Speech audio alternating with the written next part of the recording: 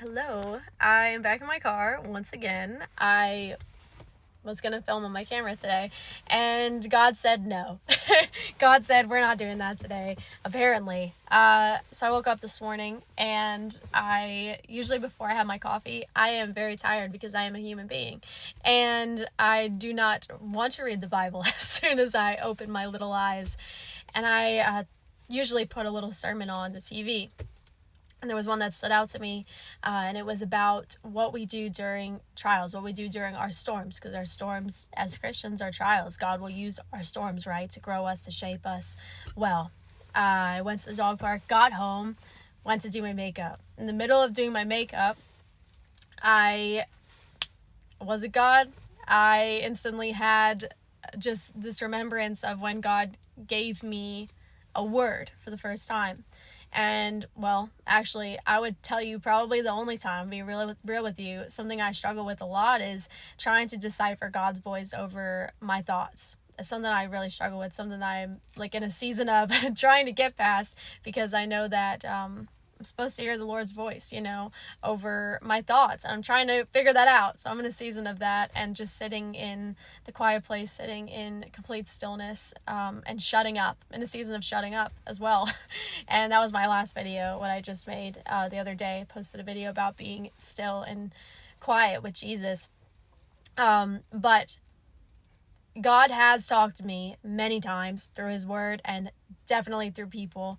I'm not saying I never hear from God. I've definitely heard from God. But when it comes to deciphering God's voice over my thoughts, that's been difficult for me. But there was one time where I knew for sure that it was God, because the timing was impeccable. But also it was something that was not my vocabulary. It was something that a word I never used before. And as soon as I got the word, I went, like, I was like, no way. Crazy. It was really cool. But I had just gotten done with a storm. I had just gotten out of a storm. I got out of a storm by my own power. Yeah, I weaseled my way out of a storm I was in. I weaseled out of taking the test. And God was very quick to tell me that. And the word he gave me was craftiness. Yeah, it's really interesting because my dad used to call me the mouse when I was a kid, because I would weasel my way out of things, and I was very sneaky. And it's very interesting that I've brought that into my storm life, getting out of taking the test. And something I heard in the video that I watched this morning, the sermon I watched this morning, is, have you ever wondered that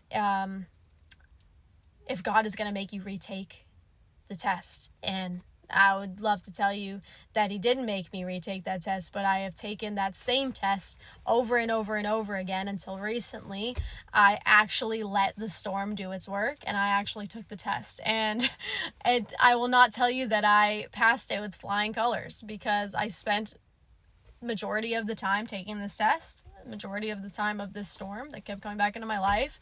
Coincidentally, it's God, and he's like, we're gonna take this test. You're gonna take this test because I know what's gonna happen after you take the test. So stop trying to get out of the test and stop trying to be crafty, and just let the storm do its work, and just keep your eyes on me. I spent the time taking this test with my knees buckled, and I was a mess. It was very embarrassing.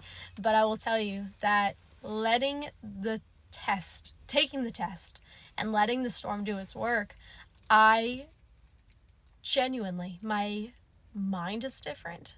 My thoughts about things are different. My perspective on things are different. The things I was praying for God to do, like, God, I don't want anxiety about this anymore. I don't want to be easily depressed over and sensitive over something happening in my life and throwing the whole day away, and just so many things I was praying for. I finally took the test, and the prayers were in the test. The prayers I wanted answered were in the test. I had to take the test. And it got me thinking today, before I put this camera on, I was like, what Bible verse could I bring into this, and it got me thinking of this verse that I have literally known and held on to for years into my walk with Jesus. And I had said it so many times already on this video, but if you don't know it already, it's Romans 5:3, Not only so, but we also glory in our sufferings, because we know that suffering produces perseverance, character, and character hope, and hope does not put us to shame, because God's love has been poured out into our hearts through the Holy Spirit who has been given to us. Our storms do not bring us shame. Our storms, God may not send every storm into your life, but he will use every storm that comes into your life. He will. If you keep, that depends on what you do in the storm. It really does. Like, what you want to get out of the storm, either the storm's going to happen either way. How do you want to come out of the storm? And what you do during the storm is going to determine how you come out of the storm. And keeping your eyes on Jesus and doing what's uncomfortable and doing what feels tough, and what my dad just pulled up next to me and he's looking at my Jeep and he's pulling back, but doing what's uncomfortable is how we grow. And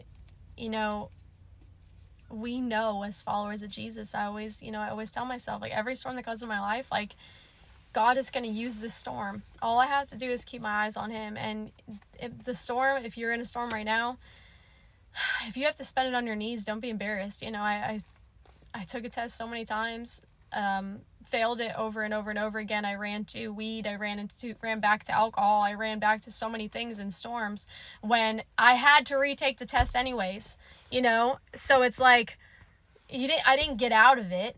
I didn't get out of the storm by running to things that pleased my flesh and made the storm a little more bearable. The storm was going to come back, and I looked at that storm like, God definitely kept sending this test my way because he knew what would happen once I got through this test. So there's no avoiding the test, and it just really had me, thinking today and sitting on that word that God gave me, which was craftiness, and to stop trying to get out of the storms, in the most bearable way, most comfortable way possible. Sometimes it's going to be uncomfortable, and that's how you know that the storm's doing its work. So yeah, I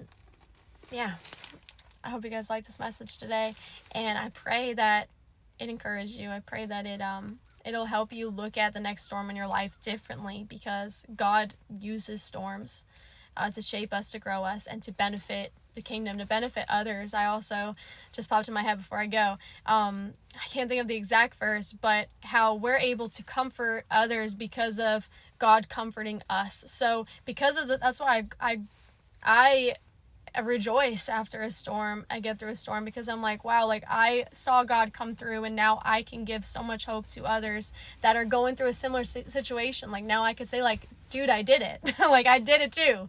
Okay. Like, and this is what I did. This is how I went through the storm, and this is what happened afterwards because of that storm. And it's just, we're able to comfort others because of the comfort that we receive from God during our storm. So yeah. Okay. Good message, I think. I love you guys. I'll see you for our next one. Okay.